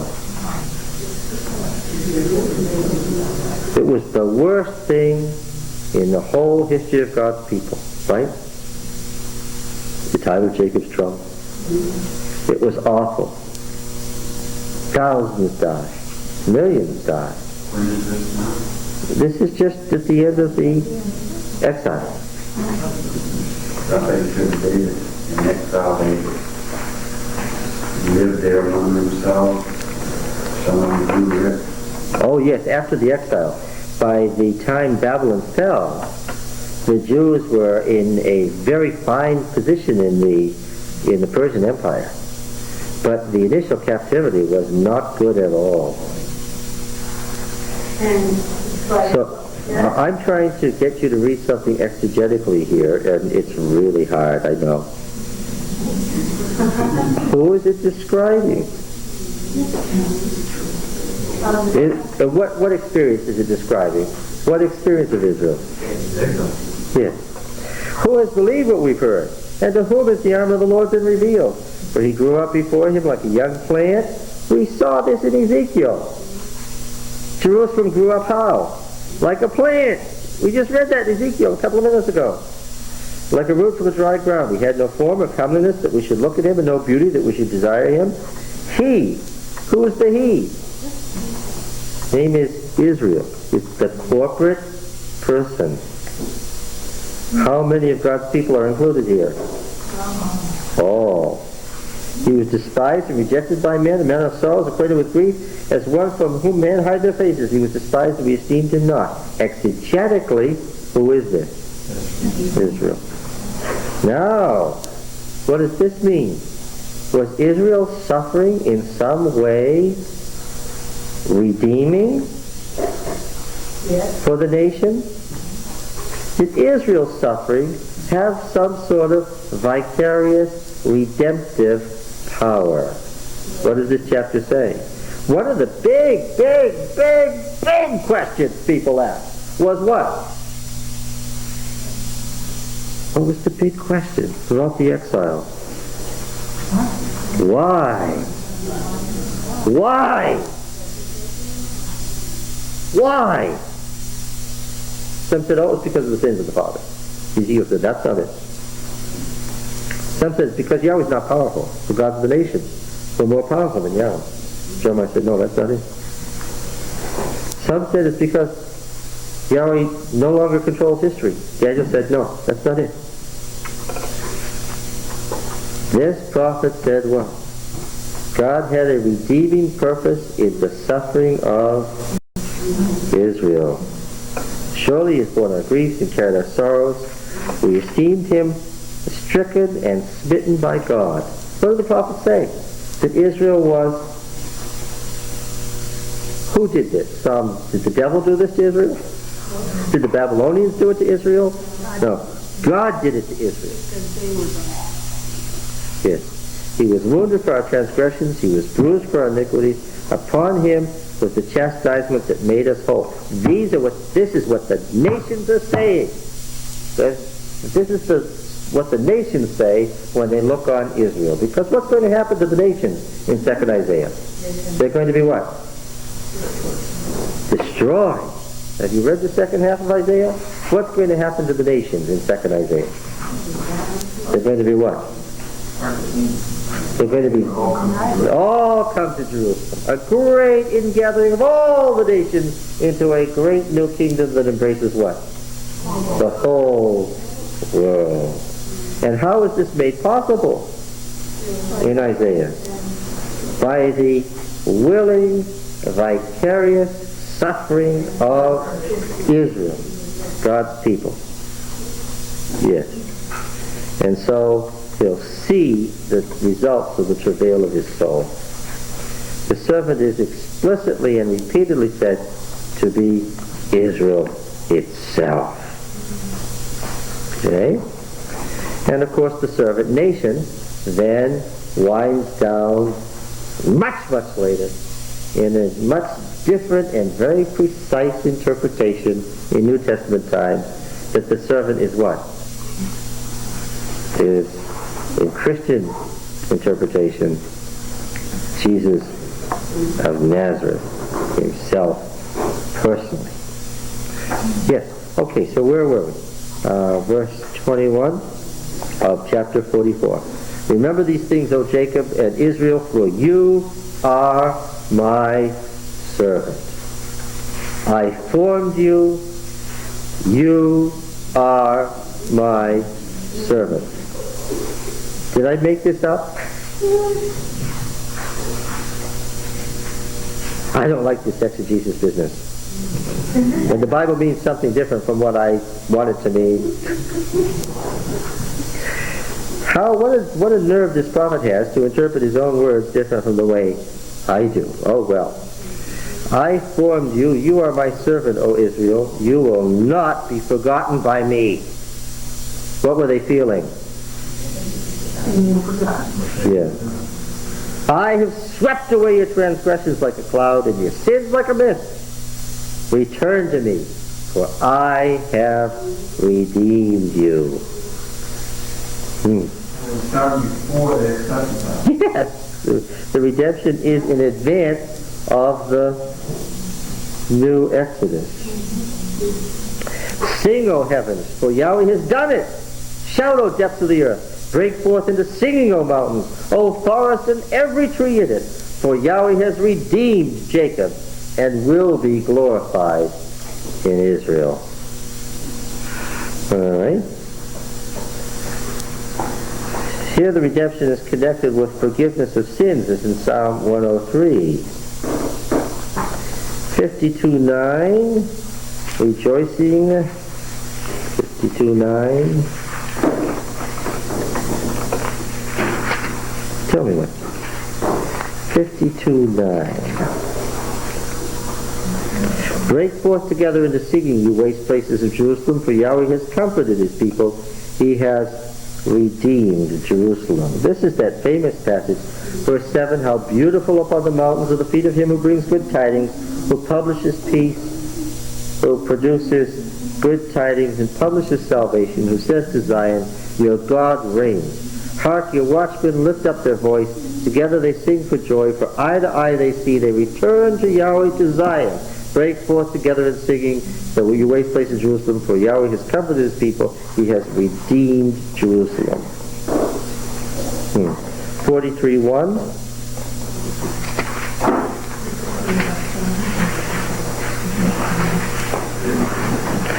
But now, says Yahweh, he who created you, O Jacob, he who formed you, O Israel, fear not. I have redeemed you. I have called you by name. You are mine. When you pass through the waters, I will be with you, and through the rivers they shall not overwhelm you. When you walk through fire, you will not be burned, and the flame shall not consume you. For I am Yahweh your God, the Holy One of Israel, your Savior. I give Egypt as your ransom. Ethiopia and Sheba shall be in exchange for you, because you are precious in my eyes. All right. The participle goel, redeemer, appears as a name for God 9 times in 2nd Isaiah. In 7 of these cases, it's used as an expansion of the messenger formula, thus says Yahweh. Twice it appears in connection with the phrase, Fear not. Once this epithet is connection with Savior.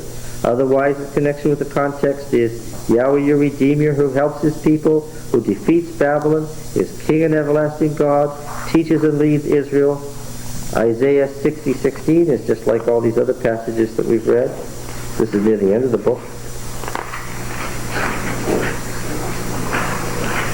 You will suck the milk of nations, and you will suck the breasts of kings, and you shall know that I, Yahweh, am your Savior, your Redeemer, and the Mighty One of Jacob. So how did we get from Goel, the kinsman who buys your property from you, your cousin who has to buy your property when you get poor, all the way from that to the Lord is our Redeemer? You see? Yeah, and the theological meaning developed from the social meaning, and the concept expanded. Yes. Okay. Any questions or comments?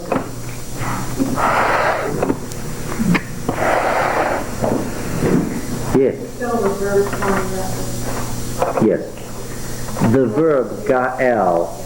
Hebrew verbs are usually, when you say the verb, you usually say the third person masculine singular form, and it's G-A-A-L.